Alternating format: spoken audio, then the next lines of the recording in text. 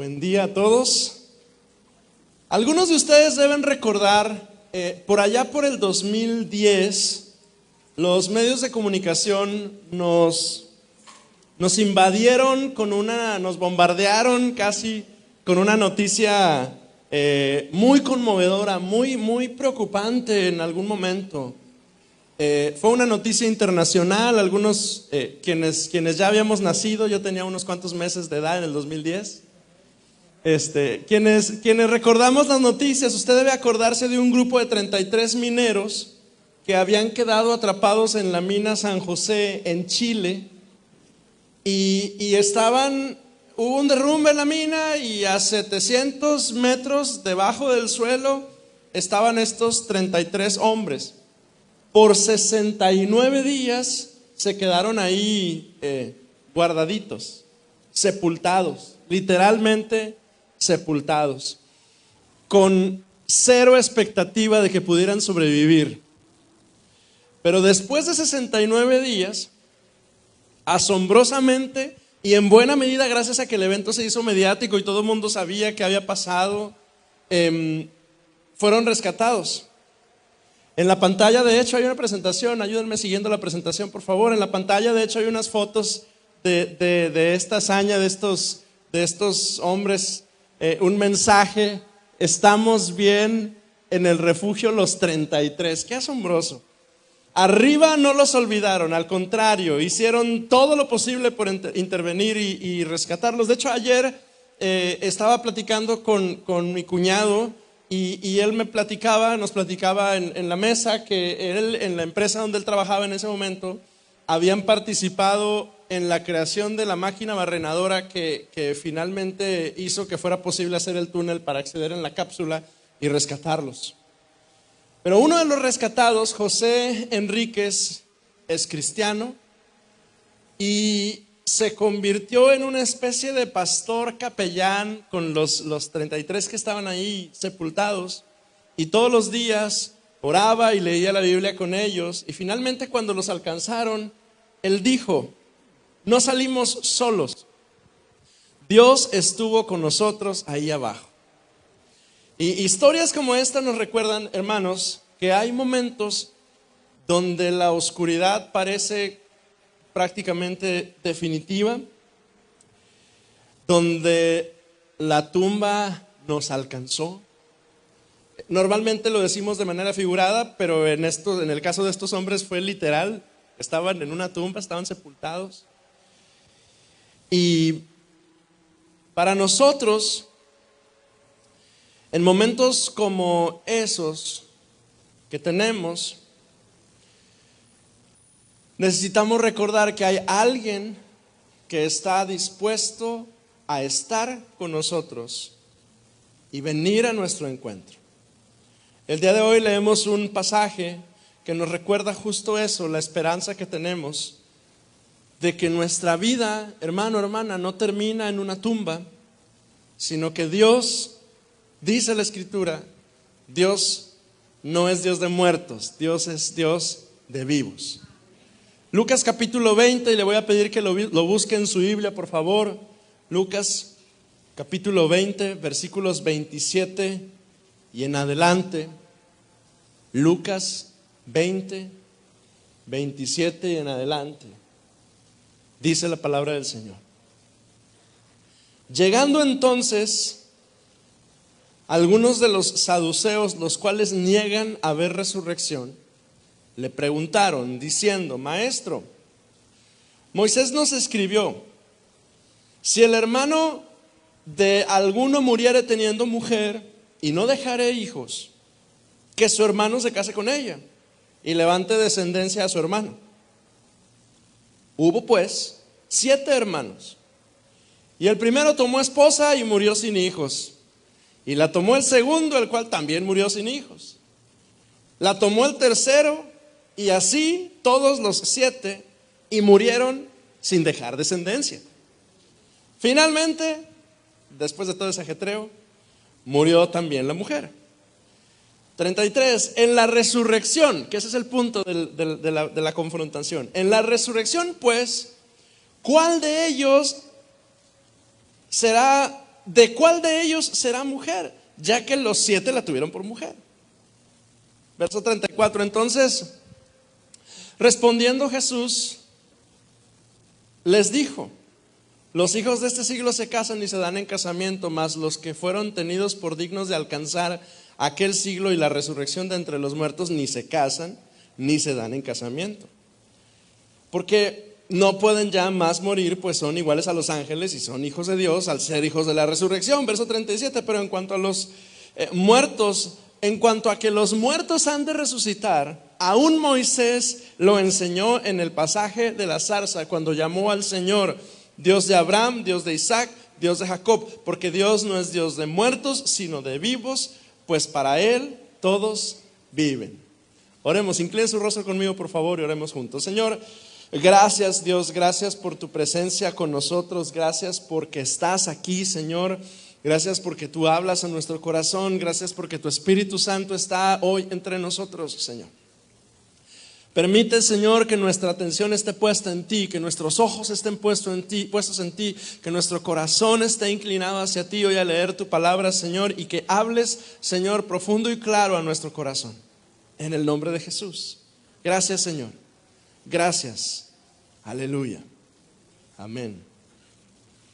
El pasaje que leemos el día de hoy nos recuerda que la vida no se acaba cuando se acaba esta vida. Que la fe no se termina en la tumba, que la esperanza no se debe dejar oxidar por los años y que el poder de Dios va más allá de la lógica y de los razonamientos humanos. Cuando leemos este pasaje, quizá lo primero que necesitamos observar es qué es lo que está ocurriendo al leer este pasaje. Y los primeros personajes que nos encontramos al empezar a leer este pasaje de Lucas es un grupito curioso cuyo nombre es muy interesante, los saduceos. ¿Quiénes son los saduceos? Los saduceos eran una de las principales sectas o partidos religiosos judíos durante el periodo entre el siglo II antes de Cristo y el siglo I después de Cristo. Su historia nos dice que ellos surgen en aquella época difícil del pueblo judío y ellos, los saduceos, representan a un grupo muy particular de gente en el tiempo que se está escribiendo el Nuevo Testamento. Son la élite sacerdotal, son los aristócratas, son los que controlaban la vida religiosa y social de Jerusalén. Para que me entiendan en términos mexicanos, son los fifís. Esos son los saduceos. Se llaman así saduceos, probablemente en referencia a un hombre llamado Sadoc, quien por allá por el tiempo de Salomón había sido el sumo sacerdote del templo cuando Salomón reconstruyó, Salomón no reconstruyó, Salomón lo construyó. Cuando Salomón edificó, construyó el templo allá por Primera Reyes capítulo 2, capítulo 3, por ahí, el sumo sacerdote se llamaba Sadoc. Así, los descendientes de Sadoc formaban parte de esa alta clase sacerdotal y de ahí el término saduceo. Los saduceos eran ricos, eran influyentes, eran conservadores, tenían poder, eran quienes controlaban al Sanedrín. Usted dice, ¿qué es el Sanedrín? El Sanedrín era el alto consejo judío que se reunía en Jerusalén. Además, durante los últimos años, antes de que fuera escrito el Nuevo Testamento y que se presentara Jesús, se encarnara Jesús, se habían encargado de ir forjando alianzas con la gente poderosa de Roma para garantizar que ellos se podían mantener en el poder. Esos eran los saduceos y eran enemigos de otro grupo que usted ha leído en el Nuevo Testamento, los fariseos. Usted los conoce, a los fariseos. Ahora, normalmente leemos de los fariseos, los encontramos mencionados ahí y hasta usamos la palabra fariseo como ofensa, ¿verdad? Les dice, cállate fariseo, hazte para allá. Bueno, realmente los fariseos eran más bien populares entre el pueblo. Los fariseos eran, permítame decirlo así, eran como la gente religiosa, la gente santa, los que defendían la fe, eran populares, no todos eran malas personas. Los fariseos eran la raza de sol, para que me entienda. Y los saduceos eran los de la zona VIP. Y entonces había esa enemistad por muchos sentidos, no solo por la posición social que tenían los unos y los otros, sino porque entre ellos habían diferencias de fe muy significativas. El gran distintivo no era qué eran los saduceos, más bien en qué no creían los saduceos. Y la lista es interesante. Los saduceos no creían en la resurrección de los muertos, no creían que existieran ángeles o espíritus, no creían en la vida después de la muerte, no creían en el destino o la providencia divina y rechazaban la tradición oral de los fariseos. Ellos solamente creían lo que estaba claramente escrito en la Torá, en los primeros 5 libros de la Biblia. Ellos decían, si está escrito ahí, entonces sí lo creemos, pero si no está escrito, entonces lo rechazaban. Así, cuando se presentan con Jesús, ellos realmente no están preguntándoles, realmente no les interesa si la mujer era esposa de quién. Lo que ellos están haciendo no es una pregunta ingenua. Ellos realmente se están burlando de la fe judía, se burlan de la fe y además en su pregunta la intención que ellos tienen es orillar al Señor Jesús a mostrar argumentos que ellos eventualmente pudieran utilizar para ridiculizarlo a él. Entonces, esta no es una pregunta ingenua. Se burlan de la fe y dudan de muchas cosas. Y hoy yo quiero que tomemos este pasaje de Lucas y observemos en esta pregunta que los saduceos le están haciendo a Jesús algunas grandes lecciones que tú y yo necesitamos como considerar y apropiarnos de ellas, recordando que nuestro Dios es Dios de vivos y no de muertos, y que la esperanza no termina en la tumba. La primera de ellas, la fe que no espera la resurrección termina perdida en el escepticismo. Yo sé que es una frase muy larga, se va a quedar ahí un ratito para que la lea y la machuque conmigo. La fe que no espera la resurrección termina perdida en el escepticismo. ¿Qué estoy tratando de decir con eso? Cuando usted y yo no tenemos en nuestra mente y en nuestro corazón la resurrección del Señor Jesús y la esperanza que tenemos nosotros de una nueva vida, podemos caer en el riesgo de perdernos en nuestros razonamientos. Fíjese lo que dice el verso 33 de ahí mismo, de Lucas 20. En la resurrección, ¿cuál de ellos será mujer? Ya que los 7 la tuvieron por mujer. Vaya pregunta, ¿verdad? ¿De dónde viene? Pues de un extracto de la ley que tenía la intención de cuidar el nombre de una familia. Por eso es que le presentan los saduceos a Jesús esta situación. La ley preveía que si un hombre se casaba y moría sin hijos, su hermano debía casarse con la viuda para que ésta tuviera hijos con el apellido del difunto, de manera que el nombre del difunto no se perdiera. El problema es que estos saduceos estaban exagerando la situación para ridiculizar la fe. Su problema no es otro, sino la incredulidad. Su lógica la están utilizando para compartir esa incredulidad y ese escepticismo y vulnerar la fe de otras personas. Y Jesús les responde en el mismo pasaje, pero en Mateo 22, 29 dice: erráis porque ignoráis las escrituras y el poder de Dios. Cuando tú y yo perdemos de vista la eternidad, perdemos la visión. Déjeme profundizar un poquito en esta idea. Hermano, hermana, usted y yo somos gente de fe. Nosotros tenemos nuestra vista puesta, dice el apóstol Pablo, en las cosas de arriba. Pero sabe, es tan fácil que nuestros ojos se dirijan a las cosas de aquí de la tierra. ¿Se da cuenta? Tan sencillo. Los afanes, las preocupaciones, las necesidades, las luchas, el trabajo y un largo etcétera de cosas hacen que nuestros ojos se queden aquí y perdemos de vista la eternidad. Y la eternidad no solo es mirar a Cristo y esperar que Él haga algo, sino es ese fuego que debe estar encendido en nuestro corazón por esperar finalmente encontrarnos con nuestro Señor.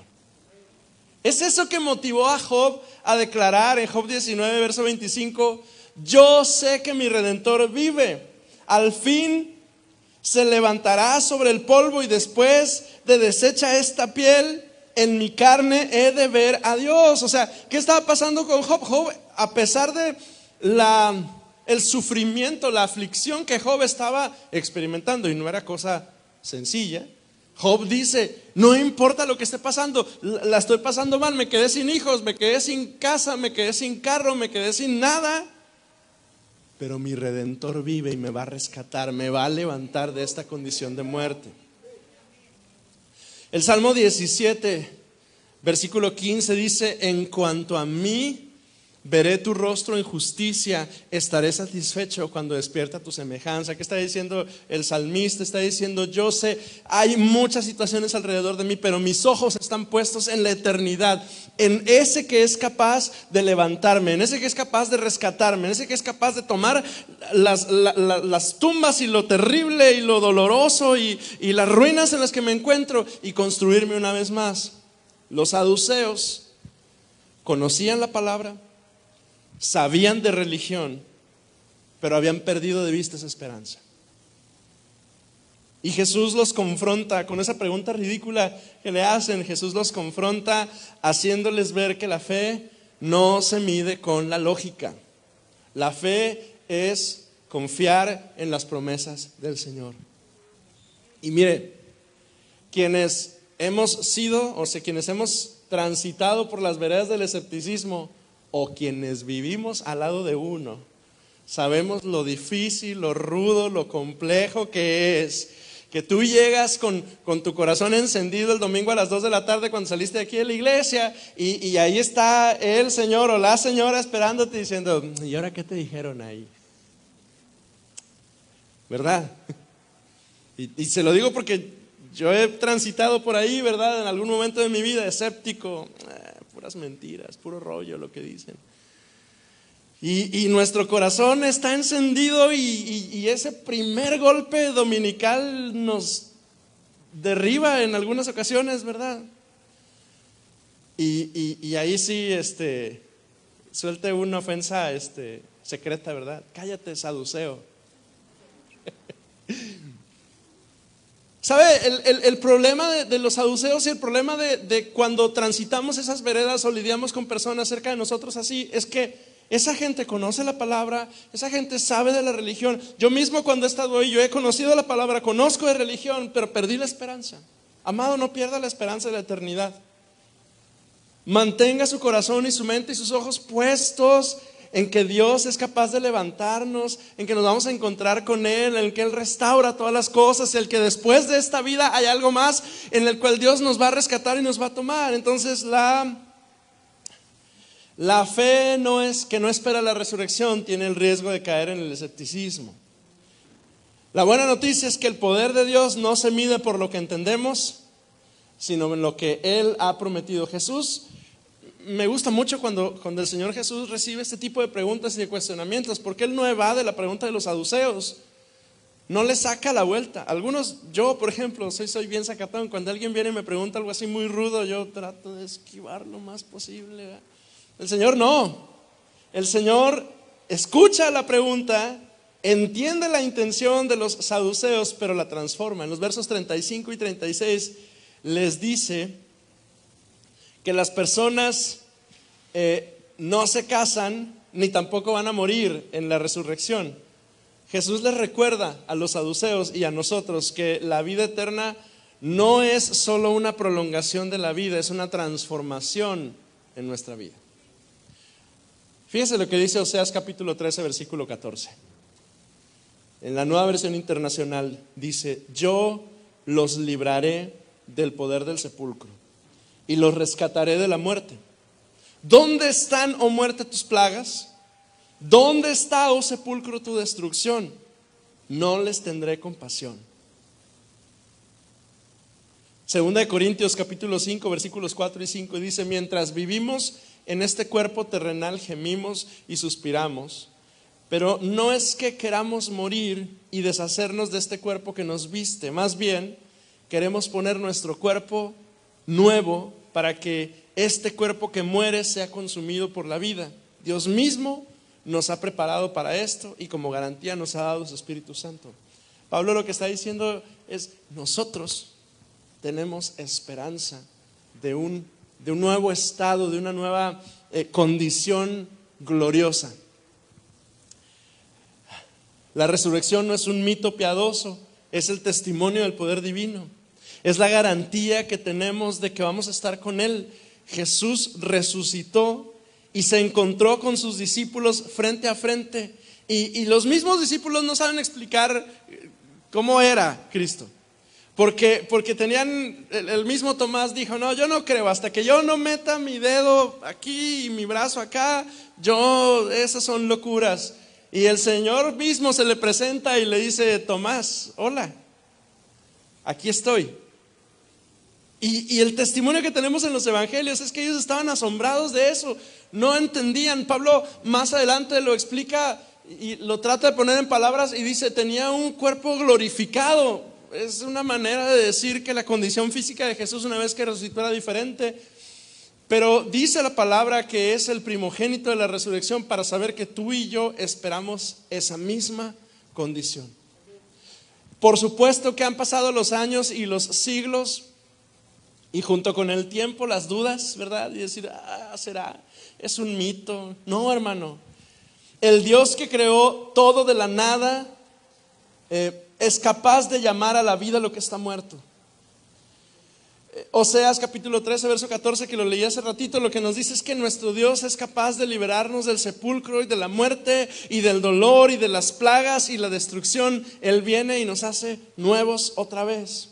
La tercera cosa que le comparto hoy: mientras yo siga respirando, mi Dios va a seguir escribiendo la historia.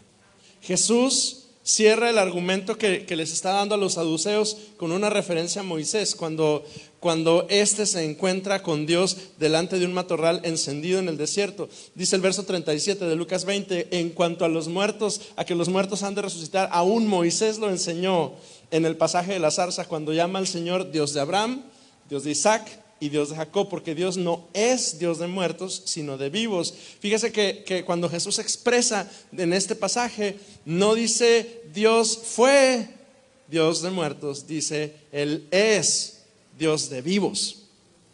Abraham, Isaac y Jacob llevaban siglos que habían sido sepultados, pero de acuerdo a lo que dice el pasaje, siguen vivos delante de Dios. Déjeme lo hago un poquito más personal para que lo comprendamos.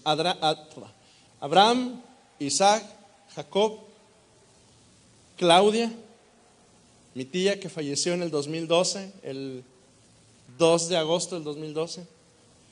Gerardo, mi abuelo, que falleció el 25 de diciembre del 2014.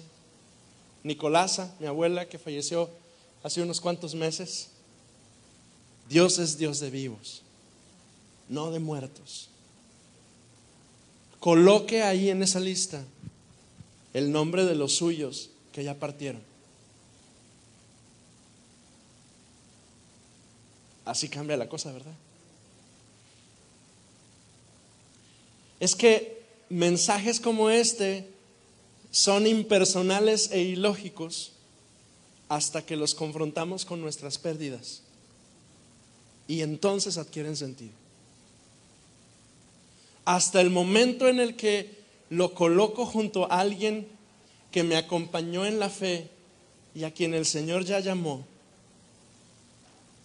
y me acuerdo yo de las cosas que yo viví junto a esa persona y la manera en la que él o ella impactaron mi fe, y me veo a mí mismo hoy caminando en el sendero del Señor, hasta ese momento como que es una bocanada de aire que me recuerda que la resurrección es un mensaje central en la vida del cristiano. Hermano, hermana, usted y yo esperamos esa resurrección. Usted y yo esperamos ese momento. en el cual nos vamos a presentar delante del Señor y vamos a codearnos con la multitud de testigos que están hoy delante de la presencia del Señor, hoy o cuando sea, porque hay una discusión, ¿verdad?, entre los cristianos de que si ya en este momento están o si en algún momento van a estar y cuánto tiempo pasa y un montón de cosas, ¿verdad?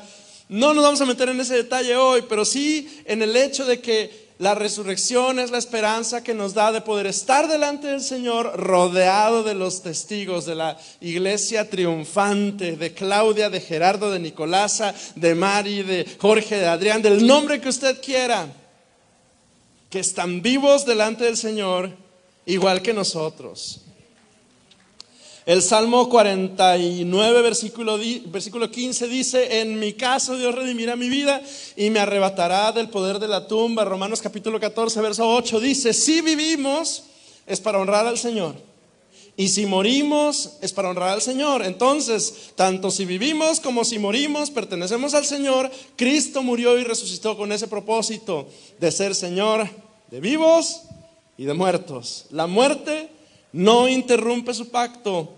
Quien camina con Dios no desaparece, nada más cambia de escenario. Me gusta ese relato allá escondido en Génesis, ¿verdad?, de un hombre que dice la palabra caminó con Dios. Y no dice nada más del Enoc. Caminó con Dios. Y la Reina Valera nos regala una palabrita bien compleja. Caminó con Dios y el Señor le traspuso, porque fue traspuesto. ¿Quién sabe qué significa eso? Solo nos recuerda a usted y a mí que nuestro Dios es capaz incluso de hacer eso. Caminar con nosotros y llevarnos. De hecho es lo que hace con nosotros. Camina con nosotros y nos lleva durante la vida y se encuentra con nosotros caminando junto a nosotros. Y cuando termina el sendero, Él sigue ahí con nosotros. Cuando Jesús es cuestionado por los saduceos, no solo vence sus argumentos, sino que nos regala a ellos y a nosotros una verdad importantísima para el hombre y la mujer de fe. Jesús es vencedor sobre el miedo más profundo que tiene el ser humano: la muerte. Porque todo el mundo hablamos del cielo y todo el mundo, literalmente todo el mundo, nosotros los cristianos le llamamos cielo, ¿verdad?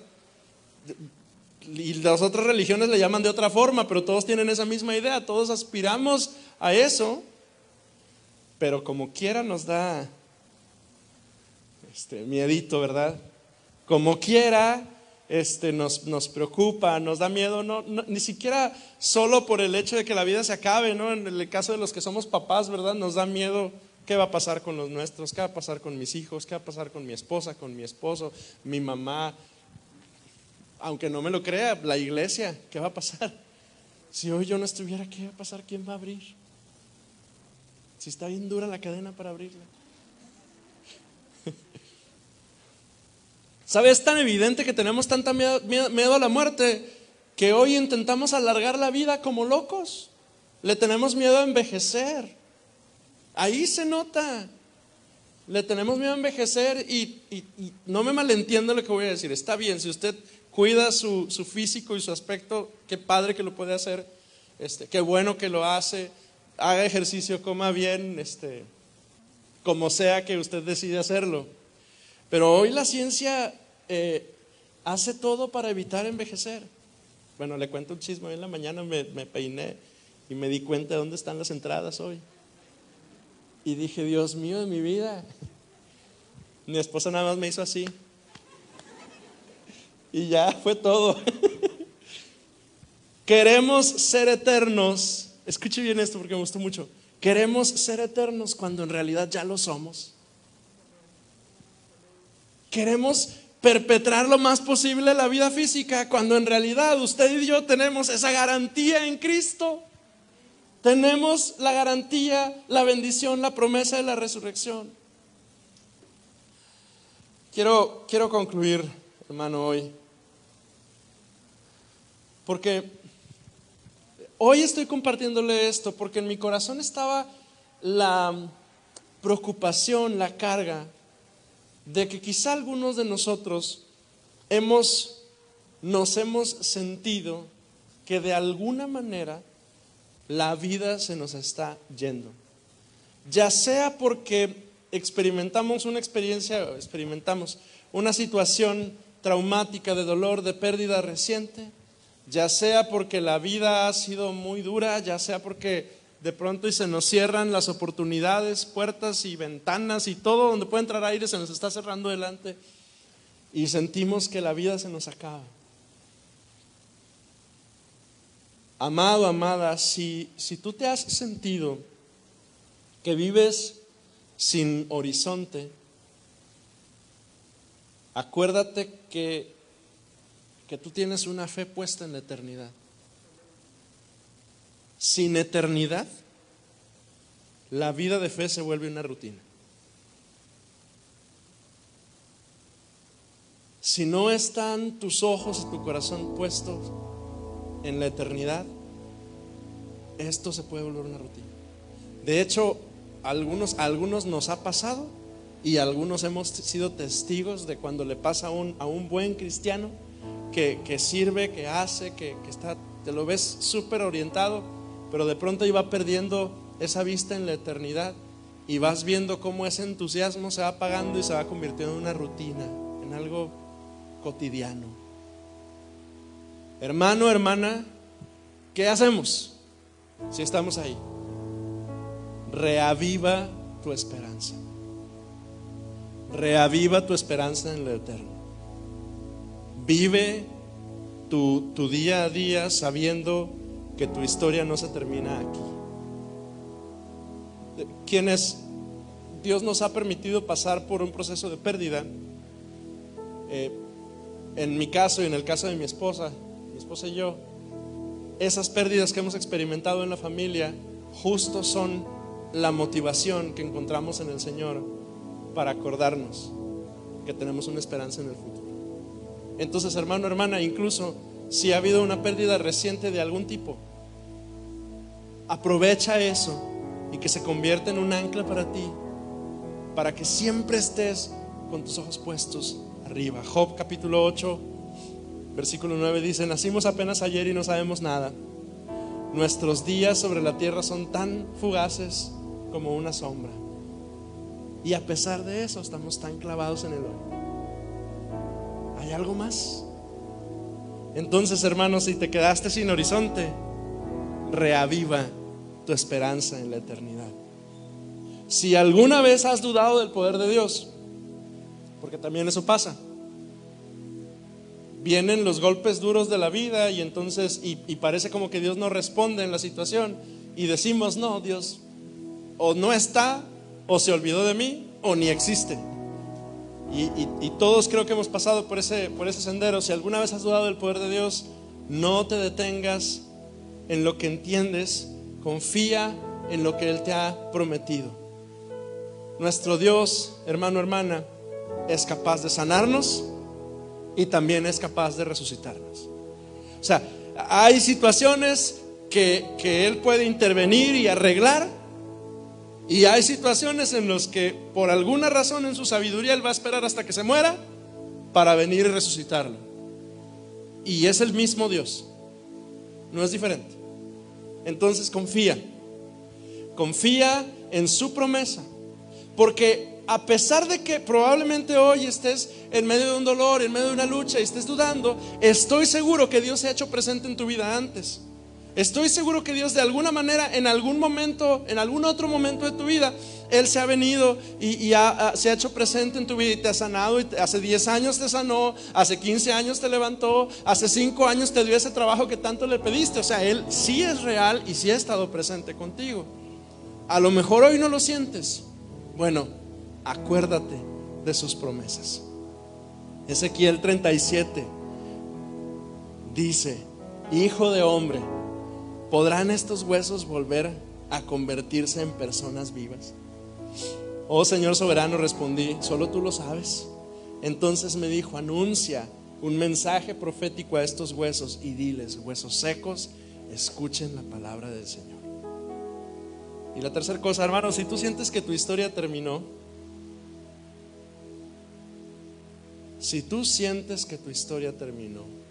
acuérdate que el libro que Dios está escribiendo todavía no se acaba. De hecho, Apocalipsis dice que ese libro se acaba hasta ese día, cuando Él lo abre para leerlo. Entre tanto, mira, el Señor está todavía trabajando, el Señor está haciendo. Él seguirá escribiendo hasta el último de los días, cuando el libro sea leído delante del trono. Así es que, si tú sientes que tu historia terminó, espera en el Señor. Espera en el Señor. Amados, hoy leemos este pasaje con esta pregunta incómoda que le hacen los saduceos a Jesús, y el Señor lo transforma en un mensaje para ti y para mí, en el que Él nos recuerda que la esperanza no termina en la tumba, que Dios es Dios de vivos y está contigo. Inclina tu rostro por favor conmigo. Señor, tú eres Dios fiel, que hablas a nuestro corazón, Señor, y que en medio de las crisis que vienen como olas a la vida, te haces presente siempre en nosotros. Señor, yo te doy gracias si hoy mis hermanos están viviendo un tiempo de bonanza, de bendición, de paz, de gracia. Yo te doy gracias, Señor, porque eres tú, Señor, presente en sus vidas, en sus familias, Señor, en sus trabajos. Eres tú, Dios, que has respondido todas sus peticiones y que has sido tan fiel y te has mostrado tan bondadoso con ellos, Señor, que yo junto con ellos me alegro y te agradezco por tu presencia y por tu bendición. Pero quizá alguno de mis hermanos el día de hoy está experimentando algo que se parece mucho a la muerte. A lo mejor ha sido una pérdida de alguien muy cercano a ellos, y junto con eso se les está yendo la vida en llanto, en tristeza, en dolor. A lo mejor es una pérdida que no tiene que ver con una persona, pero sí con una condición. A lo mejor alguno de mis hermanos está luchando con una situación de salud que ha visto cómo durante los últimos días y meses y durante el último año su salud ha ido mermando y siente literalmente que se le está yendo la vida. A lo mejor alguno de mis hermanos durante los últimos días, Señor, han estado escuchando noticias preocupantes que tienen que ver con su provisión, con su trabajo. A lo mejor, Señor, alguno de mis hermanos o hermanas tienen a alguien en su familia que están viendo cómo esa vida se está consumiendo poco a poco. Pero hoy, Señor, tú nos recuerdas que tú eres el Dios de la resurrección, y que Dios, Señor, tú resucitas los huesos, Señor, y tú eres capaz de transformar la situación más compleja, más difícil, más enferma, más incompleta, Señor, y traer sanidad y restauración, y a veces resurrección, y traer vida a los huesos secos, Señor. Te ruego, Señor, que hoy mis hermanos y yo podamos venir y poner nuestra confianza en ti completa, sabiendo, Señor, que nuestra vida te pertenece a ti, Señor, y que nuestros ojos deben estar puestos en ti. Hermano, hermana, si usted de alguna manera se identifica con esto que le acabo de compartir, ¿por qué no está de pie conmigo y con sus manos en alto le dice conmigo al Señor: Señor, resucítame.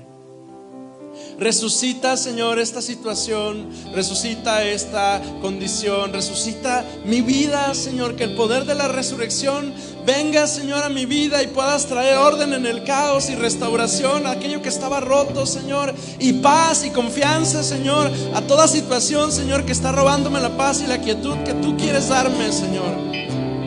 Le invito a que pueda levantar sus manos al Señor. A lo mejor hay alguien cerca de usted escéptico, ¿verdad?, que está cuestionando lo que usted dice y lo que usted cree, y cada que usted regresa y se entrevista con él o con ella, golpean su fe. Dígale conmigo al Señor: Señor, resucítale también a él y a ella, Señor. Haz un milagro, Señor, en mi familia. Él conocía, él creía, él escuchó tu palabra, ella conoce tu palabra, ella te tiene a ti, recibió al Espíritu Santo y en algún momento se apartó, Señor. Resucita su fe también, Señor, y haz un milagro, Señor, y que vuelva a tus pies y que te conozca como te conoció en el principio, Señor. Y no permitas que yo me aparte de ti, Señor. Ayúdame, Señor. Señor, yo ruego hoy, yo pido tu bendición hoy por estos diagnósticos difíciles, Señor, laborales y de salud, Señor, que alguno de mis hermanos puede estar experimentando. Yo te pido, Señor, que tú obres un milagro, Señor. Mira la fe de mis hermanos, Señor, y mira la necesidad que ellos están teniendo, Señor, y obra en favor nuestro, Señor, y responde, Señor. Responde con ese trabajo que esperamos, responde con ese diagnóstico de salud que esperamos. Responde, Señor, como sea que tú quieras responder, pero confiamos en ti, Señor.